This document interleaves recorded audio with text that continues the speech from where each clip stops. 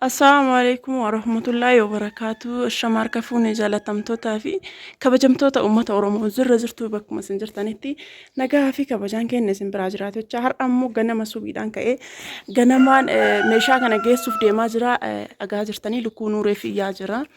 Ganamaan ka'ee meeshaa kana geessuuf jecha viidiyoo irraa waraabbataa jira jechuudha. Meeshaan kun akkana fakkaata. Meeshaan kun eessa deemaa hojjettan?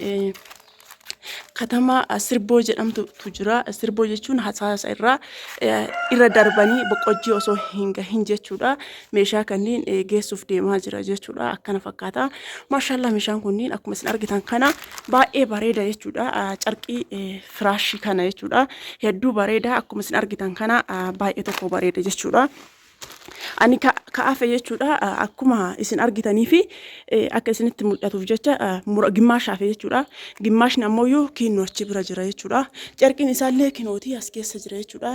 Gimmaasha bichaa hafe gimmaasha ammoo hin hafne baay'ee tokko bareeda akkuma isin argaa jirtan kana jechuudha. Maashaallah hedduu bareeda. Kana gaasiif haa ta'uuti meeshaan kun kan Madiinaati. Madiinaan maatii ofiitiif bitte jechuudha. Rabbi sirraa jaalatu. Akkana fakkaata maashaallah meeshaa bareedaa akkuma wantuma ofiitii jaalattu wanta babbareedaa waan gaarii bitteef jechuudha. Yookiin ammoo akka argite hin goggoone maashaallah waan bareedaa qalbii ofiitiin jaalattu maatii ofiitiin jaalatte hedduu bareeda jechuudha. Akkuma isin argaa jirtan kana meeshaa baay'ee bareedaa fi akkasuma ammoo quality ta'e jechuudha. Meeshaan isin bitte warroonni haaraa taatan subscribe godhaatii viidiyoon keenya adda gadhiisuun viidiyoon babbareedaan osoo isin hin darbin akka isin bira gahuuf jecha subscribe godhaa. Warroonni ammoo maamila kiyya taatan hiriyoota keessaniif share godhaatii akka isin wajjin qoodamanii waan gaggaarii kana bitataniif qarqaaraa isinin jedha hin fayyada waan ta'eef amma immoo asumaan gara gatiitii fi meeshaatti isin keessaa jalqaba irratti tiifistaandii isin mul'isa. Tiifistaandiin kun akkuma argartan kana yoo akkana laaltan homaa isinitti hin beeksisu garuuyyuu namni sadii hiitoo ol fuudhee maalifi originaalidha waan ta'eef osoo middeeffi abbaa 12 irraa hojjetamee baay'ee haphiidha. Homa takka iyyuu hin ulfaatu jechuudha. Garuuyyuu middeeffi abbaa 18 irraa hojjetame baay'ee tokko furdaadha. Akkami beekna abbaa 18 fi abbaa 12 namni jettaniillee yoo jiraattan jechuudha. Akkaataa isin beektantu jira. Inni kun haga furdatu argartanii mikinoo hin beeksisa jechuudha. Kun ammoo hin qal'ata jechuudha. Asiin kunillee kunuyyuu jechuudha. Kinooti caafin isaa kun haga furdatu argitanii kun abbaan 12 hin qal'ata jechuudha. Kinoo gimmaasha isaa kana jechuudha. Abbaan 12 qal'aadha jechuudha. Argartanii akkuma kun furdatu kanatti furdata jechuudha. Abbaan 18 baay'ee originaalidha. Abbaan 18 tu aynata lamatu jira. Akkanatti baay'ee originaalii meeshaa originaalii kanaan jechuudha. Meeshaan hojjedhu hundumtuuyyuu abbaa 18tiin malee hin hojjedhu jechuudha. Tiifistaandiin kun tiifistaandii baay'ee bareedaati. Obboleettiin teenya jidduun isaa ka madaddaraa gamaa gamanaa qabu hin fedhu.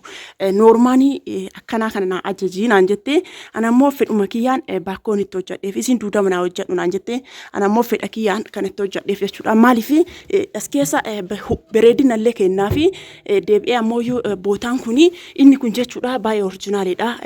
Ka amma wal harkisu walii rigusanii miti ofumaan deeme jechuudha. Bilooniin kuni ofumaan stretch godha jechuudha. Baay'ee bareedaadha. Originaalii argartanii originaalidha jechuudha. Amma itti kanaan wal malee hojjechiisaa hin jiru. Dura kun hin jiruyyuu amma zamoona kana kanaan qofa hojjechiisaa jira jechuudha.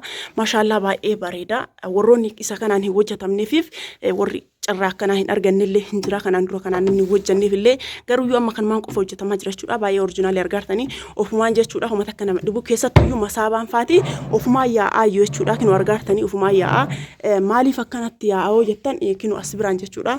As biraanii wanta akka baaburri irra deemu san akkasii santuutti godhama jechuudha. Kinoo as biraanii argitanii isa kanatuyyuu ofiin keessaa yaase jechuudha. Argitanii wali hirriguu daddafee osoo fakkeenyaaf inni kun jechuudha qumsaaxinii irratti gala. Qumsaaxinii irratti osoo kun galuu baate qumsaaxiniin amma baasaa seensisaa irratti baay'ee azaa nama godha. Akkasuma hin miidhamallee jechuudha. Middeeffi sunillee hin miidhama. Kun garuuyyuu kanaan yoo galee hin miidhamu jechuudha. Amma kanaan deebisee jira.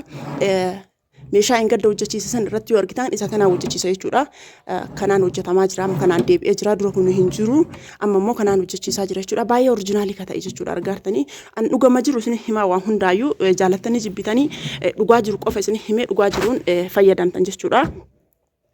Kinuuti Madiinaan kanaan bakkoonni kana waa'ee bakkoonni tun iyyuu na dubbattee hin jirtu garuu ofumaa kiyyaa tokkocha masaabaa godhee fi wantoota barbaadde keessa kaa'achuu dandeetti. Kana ammoo akkanatti argaartanii bakkoonni godheef jechuudha. Lamaan isaa gamaa gamanaa bakkoonni godheef tokkocha ammoo masaabaa godheef jechuudha. Bakka sadii godheef sadiin iyyuu garuma gara jechuudha. Argaartanii wantoota barbaadde keessa kaa'achuu dandeetti jechuudha. Akkana fakkaataa hababaallee lama naabitiin jetti hababaa lama maashaallah hababaa babbareedaa kararii filannoo makiyyaan biteef jechuudha. Akkuma isin argitan kana tiivstaandiin kun gatiin isaa meeqaa yoo naan jettanii maashaallah tiivstaandiin kun baay'ee bareeda jechuudha. Akkuma isin argitan kanatti bareeda gatiin isaa birrii 6,000 qofa jechuudha. Gatiin isaa birrii 6,000 jechuudha. Maashaallah tiivstaandii baay'ee bareedaa fi akkasuma miidhagfii orjinaal irraa hojjetame argaartanii meetiriin isaa meetira hayaadha. Gatiin isaa ammoo birrii 6,000 jechuudha. Argaartanii gatiin isaa birrii 6,000 jechuudha. Maashaallah baay'ee bareeda.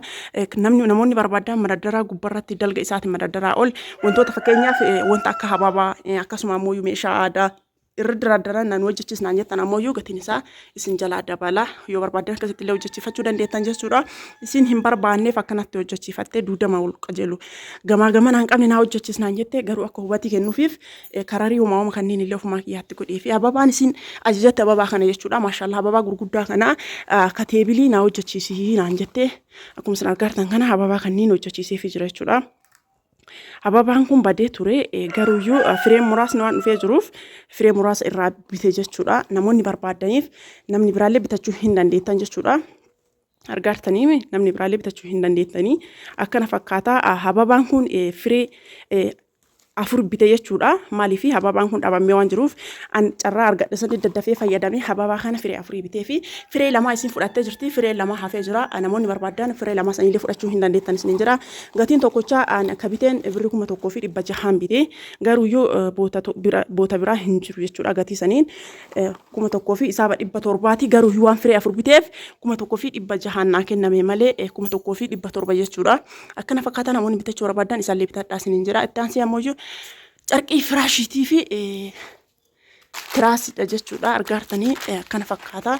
Isa kana tiraas carqii jechuudha. Tiraasii yookiin makaddaa firee 18 ajajatte jechuudha. Firaashii ammoo firee 6 ajajatte jechuudha. Argaartanii anka afe garuuyyuu hagasii miti maaliif achi biratti hafee jira jechuudha.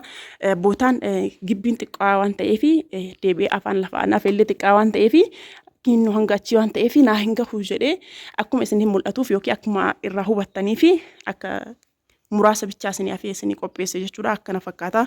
Gatiin isaa akkuma beektan akkuma duraati jechuudha. Carqiin firaashii takkattiin birrii 1,000 jechuudha. Ka tiraasii ammoo 550 jechuudha. Firee haga barbaadanii saniin baay'ifachuu hin dandeettanii. Firaashiin ammoo 1,700 tiraasiin ammoo 200 jechuudha. Akkasii baay'ifachuu hin dandeettanii akkana fakkaata. Maashaallah namoonni jaalattan keessan na dubbisuu hin irraanfatinaa isin jedha. Lakkoofsi bilbilaa kiyya duwwaa 972 duwwaa 25 irratti ittiin argachuu dandeettan jechuudha. Akkana fakkaata. Maashaallah kana gaasiifaa ta'u Madiinaa. Inni biraa ammoo xixiqqoo tanneen illee naa hojjechiisnaan jettee firee 6 hojjechiiseef jechuudha. Firee 6 naa hojjechiisnaan jettee ayyaada asirra buusee malee isin soofaadhaaf naa hojjechiisinaan jettee ani garuuyyuu akka isin mul'atuuf jecha asirra isin buusee malee isin soofaaf naa hojjechiisnaan jettee isii kana firee 6 hojjechiisee fi fireen takkattiin birrii 100 ta'uu hin beektanii fireen 6 garuu birrii 600 jechuudha. Akkana fakkaata. Maashaallah isa kana jechuudha. Jidduu isaa kana keessa adii kana naa galchinaan jettee anammoo karariin adiin galu ammoo kana miti kun ammoo jechuun carqiin kun waan irra taa'an karariin isaa kun kararii baay'ee bareedaa waan ta'eef hin barbaachisu adii galchuun akkanattu yoo laaltan argitanii ka adii irraa deemuu miti inni kun uumamuma isaatiitu fotoo isaa irrattu kanumatu jira yoo adii galchanii inni kun waan karariin isaa kun akkana waan jiruuf dafee hin xuraa'u adiin sun ammoo dafee xuraa'aa waan ta'eef tiraasii waan erkifamtuu fi sana waan ta'eef akkana yoo hojjechiisan imirra bareedaa jedhee ofumaa kiyyaa akkana hojjechiiseef jechuudha. Waan gaarii malee an waan badaan akka isin hin jaalan yookiin ammoo waan badaa akka isin hin goone hin beektanii namoonni kanaan dura isiniif meeshaa keessan isin bitee namoonni meeshaa an bite san itti galtanii itti fayyadamaa jirtanillee namoonni baay'een hin jira ka itti fayyadamaa jiranillee argararanii meeshaa oriijinaalii fi meeshaa bareedaa akka bitee fi galtanii ija keessaniin argitaniirtanii waan gaarii malee isin hin bitu jechuudha. Inni biraa immoo siinii bunaati. Siinii bunaallee kan ofii keetii jaalatte kasitollee naa bitiinaan jettee siinii bunaa kana ofii kiyyaa jaaladhu kanatti tole bareeda dhee ka beeku biteef jechuudha. Rakabootiin isii rakabootii diimlaayitiitiin aan jettee rakabootii diimlaayitii jechuun warqaammaa akkanaati jechuudha. Warqaammaa waan ta'eef kinoo gubbaan isii kunillee warqaammaadha jechuudha.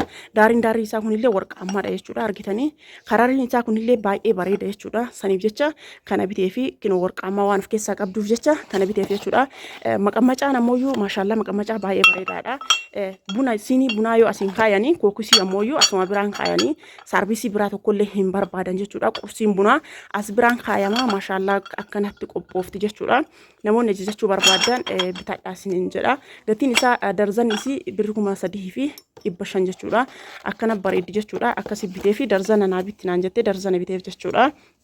Rakabotiin diimlaayitii sun firee 12 waan qabatuuf jecha firee 12 biteef jechuudha. Akkuma argitan kana akkana firee 12 biteef.